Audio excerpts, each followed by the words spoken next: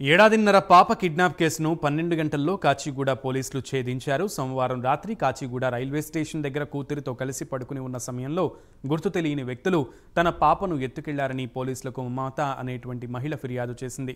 Case నమోదు చేసిన పోలీసులు సీసీటీవీ ఫుటేజ్ను పరిశీలించారు. ఓ మహిళ ఆటోలో అఫ్జల్గంజ్ మీదుగా డబీర్పురా వెళ్లినట్లు గుర్తించారు. దాని ఆధారంగా డబీర్పురా రైల్వే స్టేషన్లో పాపను గుర్తించి కిడ్నాప్ చేసిన మహిళను అదుపులోకి తీసుకున్నారు.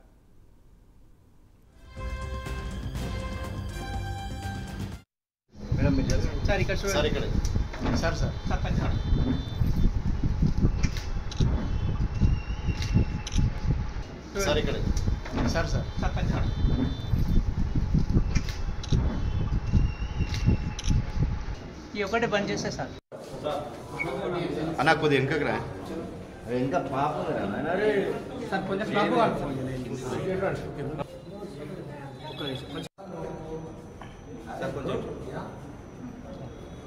అచ్చా మనం చెప్తావా